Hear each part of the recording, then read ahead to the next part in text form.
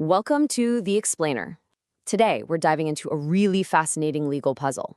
What happens when a simple, common sense rule, a rule designed to cut through red tape, somehow ends up creating a bureaucratic nightmare all its own? Have you ever been in that situation, maybe fighting a ticket or dealing with some kind of paperwork, and you get so bogged down in the fine print, the rules, the procedures, that the real issue, the thing you're actually arguing about, gets totally lost?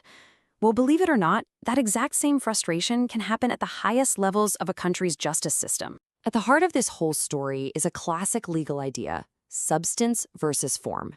It's pretty simple, actually. Substance is the core of the problem. It's the "I wasn't speeding." Form, on the other hand, is all the paperwork and process around it. It's the "hey, wait a minute, there's a typo on my ticket." One is about what really happened. The other is about whether the T's were crossed and the I's were dotted. Now, in Mexican law, they have a really important guiding principle for this exact situation. It's called fondo sobre forma. That literally translates to substance over form. And the idea behind it is, well, it's exactly what it sounds like. The whole goal of this principle is just to deliver real justice. It's a message to judges saying, hey, focus on solving the actual conflict between these people. Don't get stuck on little procedural slip-ups that don't change the facts of the case. It's all about making sure the right outcome wins, not just the side with the perfectly filled-out paperwork. And to really get it, you have to know that legal arguments kind of come in three main flavors. You've got fondo, or substance. That's the core issue, like, do I actually owe this tax? Then there's forma, or form, the paperwork stuff, like, was this tax notice even signed by the right person? And finally, procedimiento, or procedure. Did they follow all the steps? Like, was the audit done on time? This substance over form principle is huge because it says that first bucket, the substance, is what truly matters most. Okay, so this wasn't just some vague idea floating around. This principle was seen as so critical to justice that it was officially written into Mexican law, and it climbed all the way to the top, to the Constitution itself. You can see the journey pretty clearly. In 2013, it gets put into a major law, the Amparo Law. Fast forward to 2017, and boom, it's elevated to a constitutional right. A mandate for every court in the nation to cut through the red tape. Things are looking good, right? But then, in a 2025 ruling, one court decision throws a huge, confusing wrench in the works. And I mean, just look at the language from the Constitution. It could not be clearer. It's a direct order. Prioritize the solution of the conflict over formalisms. It's a simple, powerful command. What could possibly go wrong? Well, apparently, it wasn't simple enough for everyone.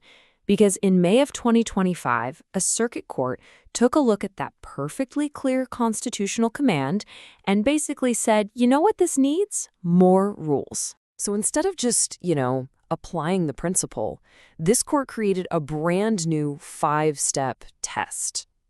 Now, before a judge could even think about prioritizing substance over form, they'd have to run the entire case through this complicated checklist.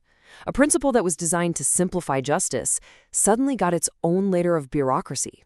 So, the big question is, does this new test actually make things clearer? Well, according to the legal analysis in our source material, the answer is a resounding no. In fact, the argument is that this test is totally illogical and completely defeats the purpose of the original principle. Let's start with step 1. The very first thing the test asks the judge to do is analyze who the parties in the lawsuit are. Are we talking public sector, private sector, or someone from a vulnerable group? But right away, this raises a huge question. Why?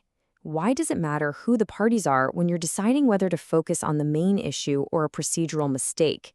The court's ruling doesn't explain how these things are connected, which makes this first step seem kind of pointless from the start. Okay, on to step 2. Here, the test says a judge has to figure out what each side is trying to accomplish. Are they just trying to get something for themselves, or could the outcome affect other people? Now, this is where our source material points out a major flaw.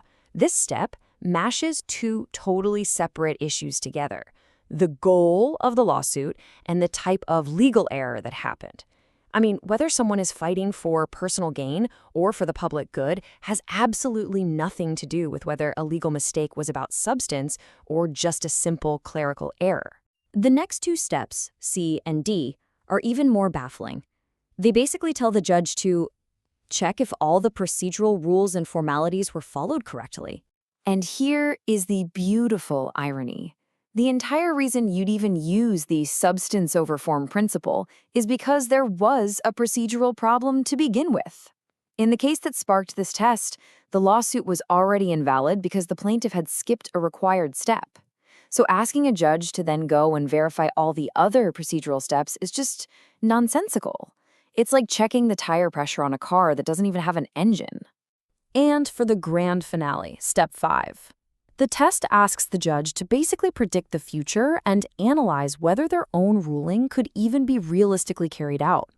This just brings us right back to the central problem. Why are you spending time analyzing the potential outcome of a case that, because of a major procedural flaw, should have been thrown out from the very beginning? It is a complete waste of the court's time and everyone's energy.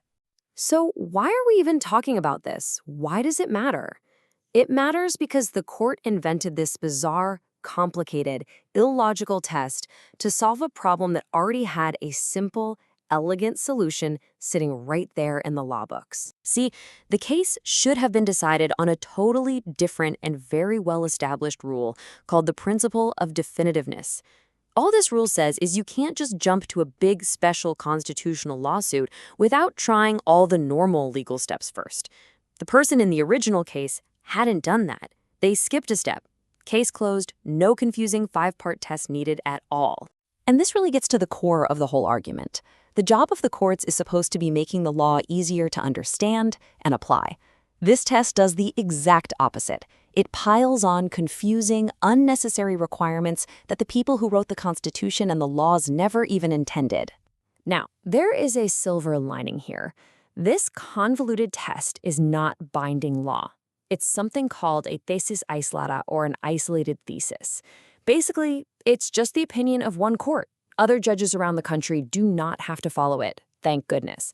It's more of a confusing suggestion than a hard and fast rule. But this whole situation leaves us with a really critical question, one that goes way beyond this one specific case. When does a tool that was designed to create clarity and fairness become just another obstacle? It's a powerful reminder that sometimes the simplest ideas aren't just the best ones, they're also the ones we have to work hardest to protect. Thanks for joining us on The Explainer.